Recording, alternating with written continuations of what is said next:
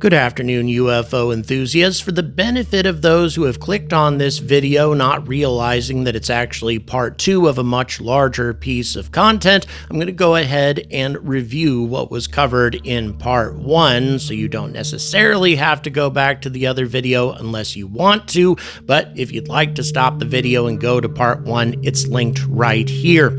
In the previous chapter, we covered a lot of UFO in space evidence and connected that evidence to events happening here on Earth. The most significant of these events being a so-called triple transient, 3 objects that were spotted by the Mount Palomar Observatory in June of 1952, objects that do not correspond to any natural astronomical phenomena, and interestingly enough, this event coincided directly with the most well-publicized and well-documented mass UFO sighting in history, and that is the 1952 Washington, D.C. mass sighting, or rather collection of mass sightings, where UFOs were continuously tracked on radar, 3 different radar sets, including military radar, corresponding with multiple sightings throughout the region, mostly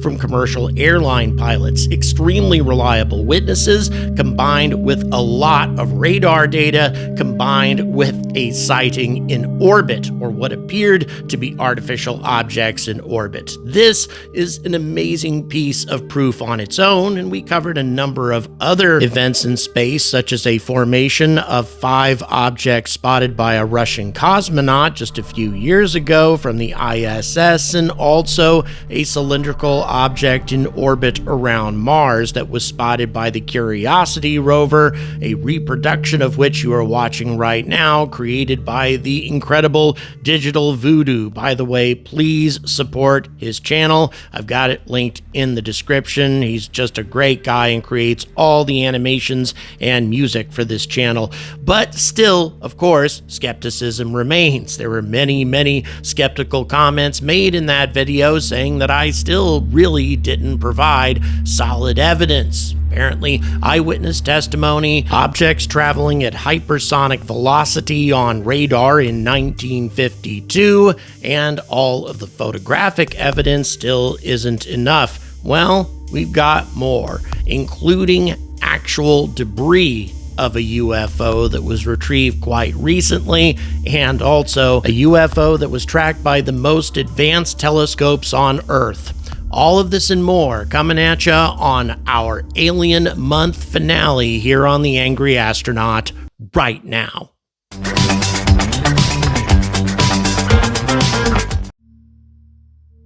Our story begins where part 1 of our Alien Month finale ended. That is to say, in the immediate aftermath of the Washington, D.C. outbreak of UFOs in June of 1952, which continued for the rest of the year. And this is documented, I think, in the greatest and most reliable detail by E.J. Ruppelt, who was the head of Project Blue Book at the time. I can't imagine anybody more unbiased and more reliable than that. Let's go ahead and check out some of his memoirs. Quote, September 1952 started out with a rush, and for a while it looked as if UFO sightings were on the upswing again. For some reason we never could determine why, we suddenly began to get reports from all over the southeastern United States. Every morning for about a week or two, we'd have half a dozen or so new reports. Georgia and Alabama led the field. When the reports came in, I had called the intelligence officers at all the major military installations in the southeast unsuccessfully, trying to find out if they could shed any light on the cause of the sightings. One man, the man who was responsible for the UFO reports made to Brooklyn Air Force Base just outside of Mobile, Alabama, took a dim view of all the proceedings. They're all nuts, he said. About a week later, his story changed. It seems that one night, about the 4th fourth night in a row that UFOs had been reported near Mobile, this man and several of his assistants decided to try to see these famous UFOs for themselves at about 10 p.m., the time that the UFOs were usually reported. They were gathered around the telephone in the man's office at Brooklyn Air Force Base. Soon, a report came in. The first question that the investigator who answered the phone asked was, quote, "Can you still see it?" unquote. The answer was yes, so the officer took off to see the UFO. The same thing happened twice more, and two more officers left for different locations. The fourth time the phone rang, the call was from the base radar station. They were picking up a UFO on radar, so the boss himself took off. He saw the UFO in the air out over Mobile Bay, and he saw the return of the UFO on the radar scope. The next morning he called me, and for over an hour he told me what had happened. Never have I talked to four more ardent flying saucer believers. It appears that skepticism melts away when somebody actually experiences these things for themselves, which is something that I experienced recently also.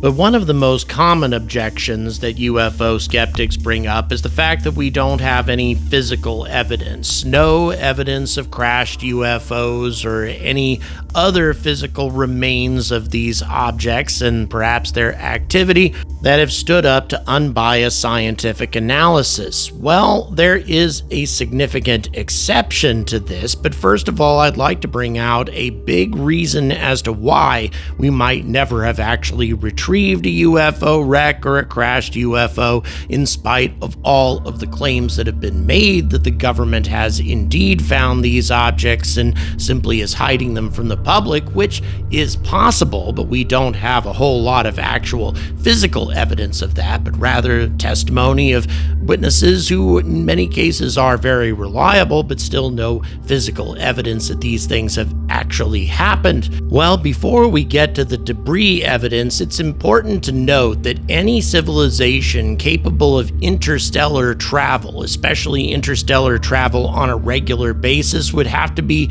many thousands of years more advanced than us. As a matter of fact, they could be millions of years more advanced than our civilization's technology. That being the case, then, it's very possible that these objects might never crash. Their technology might never fail, and the idea that our military might actually be able to capture one of these objects would be about as ludicrous as a flock of pigeons capturing an F-15. That being the case, though, we do have some debris that was recently retrieved from the bottom of the South Pacific off the coast of New Guinea. On the 8th of January 2014, U.S. government satellite sensors detected 3 atmospheric detonations in rapid succession about 84 kilometers north of Manus Island outside the territorial waters of Papua New Guinea. Analysis of the trajectory suggested an interstellar origin of the causative object, with an arrival velocity relative to Earth in excess of 45 kilometers per second. That's over 130 times the speed of sound, or faster than any meteor, asteroid, or any other object that could be bound to the sun. Therefore, an interstellar object. In 2022, U.S. Space Command issued a formal letter to NASA certifying a 99.999% likelihood that the object was interstellar in origin. Along with this letter, the U.S. government released the fireball light curve as measured by satellites, which showed 3 flares separated by 1/10 of a second from each other.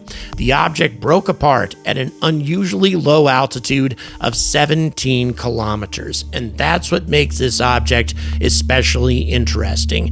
Any natural meteor, even the most dense and resilient nickel-iron meteor known to science, should not have been able to get down to that sort of altitude. It should have broken apart a lot earlier, indicating that it had to have been made out of a much more resilient material than a nickel-iron meteor. In other words, an artificial object, perhaps with some sort of heat shield, or perhaps just manufactured out of an extremely resilient type of titanium or other kind of impact-resistant steel.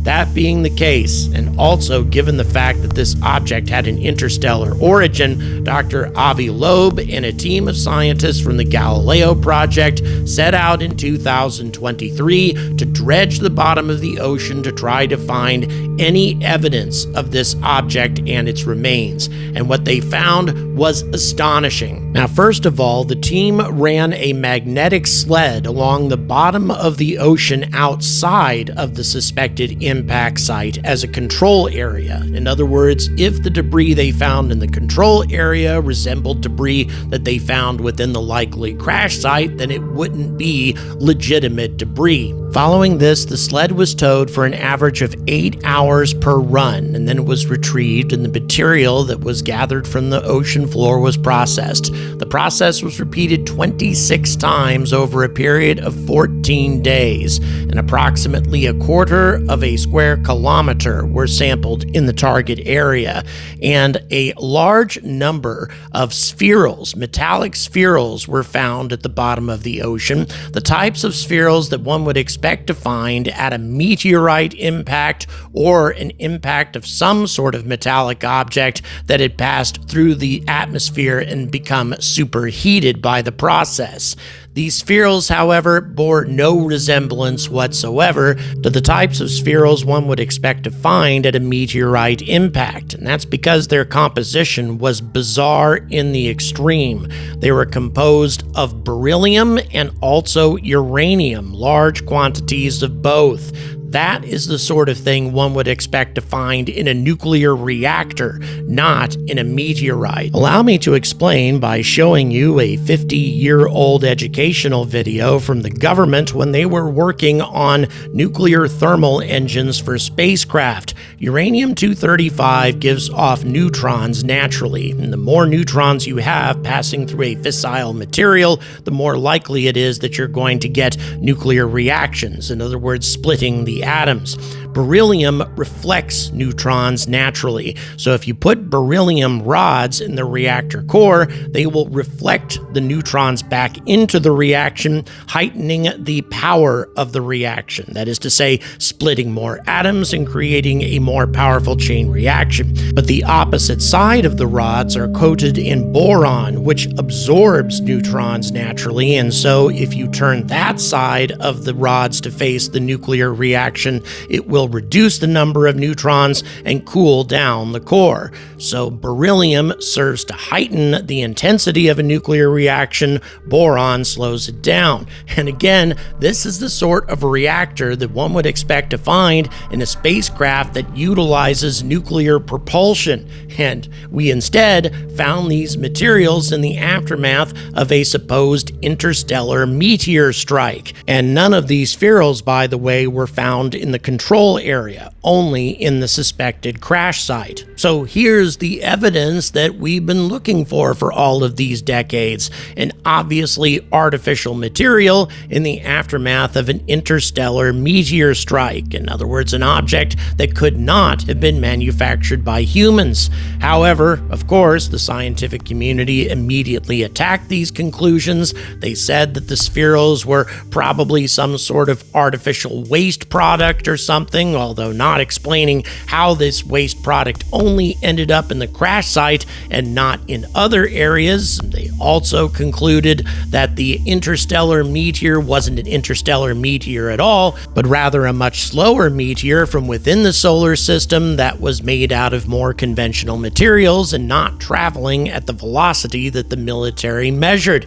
They, of course, had no evidence to back up these claims aside from errors in measurement that had been made before, but keep in mind, these measurements and the 99.999% level of confidence was something that the U.S. military had communicated to NASA in the aftermath of using the most advanced detection systems available to the U.S. Air Force, the same systems that the United States relies upon when a ballistic missile strike is incoming. It is these systems and the exact and precise nature of them that will allow the U.S. to knock down an incoming missile strike in the future. The defense of the entire country depends on their accuracy, and the military was completely confident of the accuracy of their calculations. So we have to assume that all of this is accurate, and that being the case, the scientific community, in my opinion, is grasping at straws simply because they can't explain, at least not with any natural phenomenon, how a meteor traveling at that velocity could have possibly survived to the altitude that it did and leave behind debris that bears no resemblance whatsoever to the sorts of debris one would expect to find in the aftermath of a meteor strike. It is therefore the first confirmed UFO wreckage that a scientific team has ever discovered. And if we want to talk about additional interstellar craft that have been confirmed and cited by some of the most advanced instruments available to human science, we also need to talk, at least briefly, about Oumuamua, the first confirmed interstellar object to pass through the solar system in 2017. And unlike the second confirmed interstellar object to pass through the solar system, 2I Borisov, which was most definitely a comet, Oumuamua bore no resemblance to a natural object at all. It was highly reflective. It was also tumbling at a very constant and unchanging rate. Those things are not altogether unusual, but the thing that was extremely unusual about this object was the fact that on its way out of the solar system, it began to accelerate non-gravitationally. And up to this day, in spite of all the efforts that have been made to even theorize some sort of natural cause for this acceleration, it remains a complete mystery. By the time Oumuamua reached the orbit of Jupiter, it had shifted over 100,000 kilometers out of place from where gravity should have put it. There's only one type of natural object that can do this, and that is a comet. The sun's heat can cause the comet's ice to turn from a solid to a gas, in other words, a process called outgassing, and this can sometimes cause thrust to the comet, allowing it to change its location slightly. However, for Oumuamua to have shifted its position 100,000 kilometers, this would have required that about 20% of the object be converted to gas by this outgassing process. This would have created a tremendous cometary tail and definitely would have ejected a lot of debris in the process also. And all of these things would have been observable to a telescope, and all of the best telescopes on Earth were trained on this object while it was making its way out of the solar system. If there had been cometary outgassing, we would have seen it, and yet we saw nothing. Now, there are objects that have been recently discovered called dark comets that change their trajectories very slightly without any observable tail. However, these trajectory shifts are so slight that they couldn't possibly explain what happened to Oumuamua. If you're going to have that kind of acceleration, it has to produce a visible tail. There's just no getting away from that. So if Oumuamua did not accelerate as a result of cometary outgassing, how did it accelerate at all? There's no other explanation except for artificial explanations. And on top of that, even if Oumuamua somehow did accelerate as a result of a magical, invisible venting of some kind, that sort of venting would have at least changed its rate of rotation. Its shift was so radical that the rotation definitely would have shifted regardless of the type of outgassing involved, and yet the rotation remained constant. Only an artificial object can accelerate that smoothly, and even though you can look up Oumuamua on the internet and find all sorts of supposed natural explanations for its behavior, all of these explanations have been debunked. To this day, Oumuamua remains a confirmed UFO. an interstellar UFO that for some reason passed through the Goldilocks zone of our solar system, passed pretty close to the Earth, did all sorts of other things that seem to correspond to the behavior of an artificial object rather than a natural one. But in any event, if you want to learn more about Oumuamua, I have a more lengthy and detailed video about the subject linked at the end of this video. But in spite of all of this evidence, skeptics obviously remain unconvinced. And one of the more common things that they like to point out, and even casual observers say this as well, that in spite of all the photographic evidence, no one has ever taken a clear photo of a UFO. It's always extremely blurry, or when it's not blurry, it must have been faked. Here's one example of a very clear photo made of a UFO that would have been very difficult to fake given the fact that it was taken from the cockpit of a C-47 Skytrain transport aircraft on July of 1966. In other words, at a time when CGI most definitely did not exist. The C-47 was flying over the Rocky Mountains at about 40 kilometers southwest of Provo, Utah, when the pilot spotted this and managed to take 2 photographs of this strange red saucer-like object against a background of sky and clouds. He claimed to have taken the pictures from the pilot's seat of the C-47 in flight before he retired from the Air Force, although he kept this photograph to himself for at least a year before finally releasing it to the government. As a matter of fact,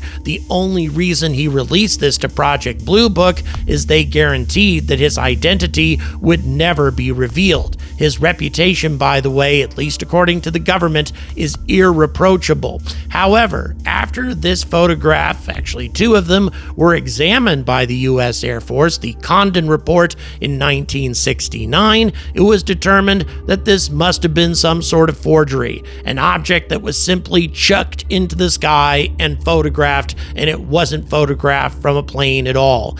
In other words, this pilot that on one hand had an irreproachable reputation somehow managed to fake this incident. And this is a very common thing. Anytime a more detailed and clear picture of a UFO turns up, the immediate reaction is that it must have been faked. Now, first of all, getting blurry pictures all the time is something we should expect with objects like this. I'll give you an example. Here are 2 photos that I took under very calm conditions, by the way, of 2 different commercial airliners flying at about 10,000 meters. As you can see, there aren't very many details here, and I used one of the best cell phone cameras on the market, and the image is magnified 100 times. Now, a common cell phone camera could not possibly produce images as good as these, and yet still there aren't a whole lot of details here. We don't question what I took a photograph of. It's definitely a commercial airliner, but not the clearest photograph in the world. Now, let's have a look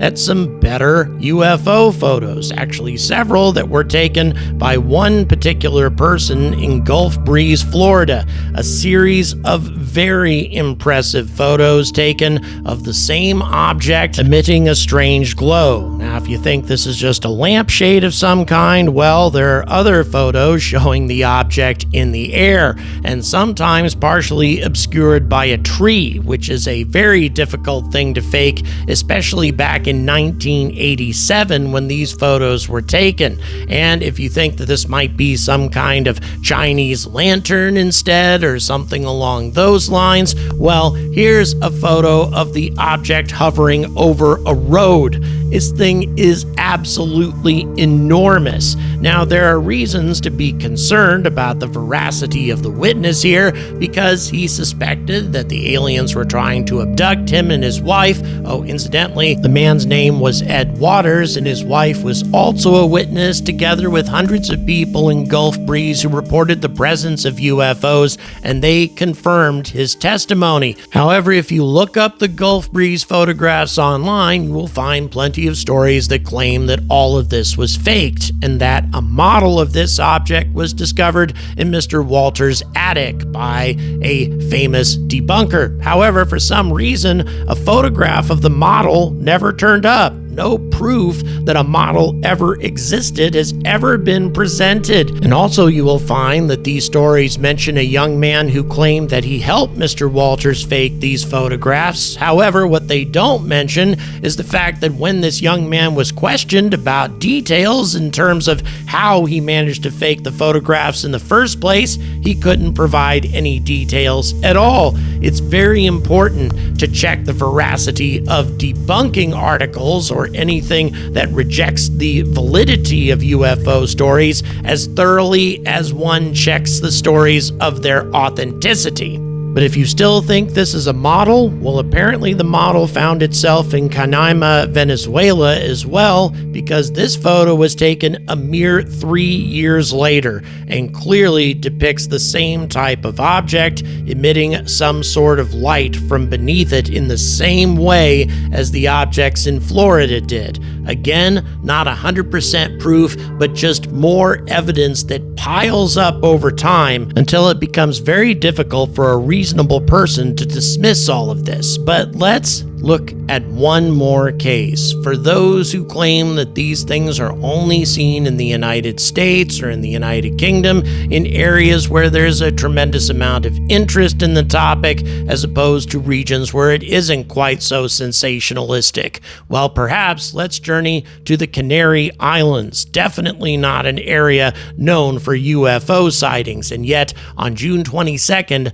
1976, a mass sighting took place that almost nobody has heard about, at least outside of Spain, and yet one of the most compelling mass sightings that I can think of. The entire crew of the Corvette Atrevida was located 3 nautical miles off of Punta Lantilla off the coast of Fuerteventura Island, and I'm sure I'm mispronouncing most of this, when they saw the following. Quote, at 21:27 on 22nd of June, we saw an intense yellowish bluish light moving out from the shore towards our position. At first we thought it was an aircraft with its landing lights on. Then when the light had attained a certain elevation, it became stationary. The original light went out and a luminous beam from it began to rotate. It remained like this for approximately 2 minutes. Then an intense great halo of yellowish and bluish light developed and remained in the same position for 40 minutes, even though the original phenomenon was no longer visible. 2 minutes after the great halo, the light split into 2 parts, the smaller part being beneath in the center of the luminous halo where a blue cloud appeared, and the part from which the bluish nucleus had come vanished. The upper part began to climb in a spiral, rapid and irregular, and finally vanished. None of these movements affected the initial circular halo in any way, which remained just the same the whole time, its glow lighting up the parts of the land and the ocean from which we could deduce that the phenomenon was not very far away from us, but was very close. The investigative adjutant from the Spanish military determined that there was no aerial traffic or military exercises at the time that could account for the phenomenon. Furthermore, quote, numerous witnesses belonging to different positions and cultural strata saw it with similar characteristics in the Gran Canary Island. Therefore, the fact that a very strange and peculiar aerial phenomenon occurred on the night of June 22nd is a true and proven fact, as incredible as its behavior and conditions may seem.